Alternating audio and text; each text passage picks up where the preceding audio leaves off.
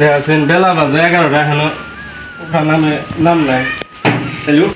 উঠো না, দেখা না বেলা বাজে 12টা, ওঠার নামে উদ্দেশ্য নেই। 12টা বাজে আমি এটা দেখি নাই রে। দেহ এখনো উঠেই নাই। পোলা এখন কোন যে কান্দিতেছে, মাদ্রাসা দেন না গো, বেতন দেন না গো, বারবার আইতেছে কান্দা কাটা, হুজুরে চাপ দিছে বেতনের নিকে। এটা কোন দিলে মানুষ এখনো উঠেই নাই। তুই যে কইতেছ যে 12টা পর্যন্ত ঘুম পাত্তাছি, আমার কি ঘুম আছে রে? ঘুম নাই কি হয়েছে, ঘুম কোন গেছে? শুনছো না? হ্যাঁ শুনবো না, কালকে যে ফিল্ডিং মারবা গেছিল সেই কথা কানে আমার আইছে। তোর খালি আজাই রে আল্লাহ। হ্যাঁ, আমার কি ওই বয়স আছে রে এখনো ওই উল্লের মধ্যে যাবো? আমি অন্য কিছু নিয়ে ভাবতাছি এখন। অন্য কিছু মানে কি? মানে এখন ওইটা সাইডে দিয়ে আরেকটা ধরতেছে নাকি? জীবন ভরা অনেক সন্দেহ করছ, আর এত সন্দেহ করিস না।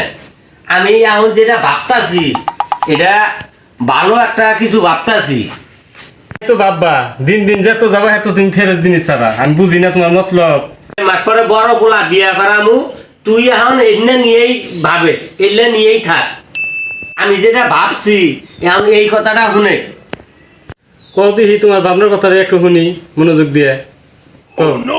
শুন, আমরা তো এনু শান্তি আলো সাইডা খাইতেছি, নুন শাক যাই মাপাই খাইতেছি, কষ্ট করতেছে ওরা, আরামে তো আমরা ঘুমাইতেছি।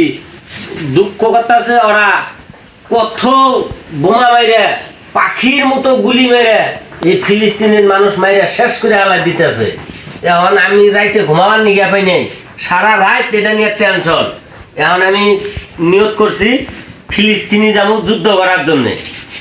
যুদ্ধে যে যাবা ঠিক আছে, কিন্তু ফজর নামাজ পড়ছিলে সকালে, পোলাই যে মাদ্রাসায় বেতন চাইতেছে, বেতন দিছিলে, আবার মায়ের জমির থেকে যে কাজটা আছে খুলু খুলু করে প্রথম পর তোমার কানে কি ঢোকে না? ফিলিস্তিনের চেয়েও ভালো কাম আছে শুনছ? আমরা যে সংসারটা যে দেখাইতেছি, সংসারটা যে করতেছি, এটাও কিন্তু কম, ফিলিস্তিনের চেয়ে কম না। কিন্তু তুমি নামাজে যাও নাই, 12টা পর্যন্ত ঘুমাইতেছ, তুমি যুদ্ধ করবা কি? তুমি তো পরাজিত সৈনিক। বউ তো খারাপ কিছু কয় নাই, জীবন ভরা তো খালি ভুলের পথেই গেছি, খালি ভুলের পথেই গেছি। মা বাপের কোনো খোঁজ খবর নেই নেই, পোলাই পানে এই সময় যে আল্লাহ সদাই পাতি কিনে দেবো তাও দেই নেই না। আজকে থেকে আমি একদম ভালো হইয়া যাম, 5 ওয়াক্ত নামাজ পড়মু, মা বাপের সেবা করমু। তারপরে আল্লাহ পাক যদি বাঁচায়, ফিলিস্তিনের যুদ্ধের জন্যেও আমরা যে যেখানেই থাকি না কেন প্রস্তুতি নিমু। মুসলমানের প্রতি এত অত্যাচার আর সহ্য করবো না।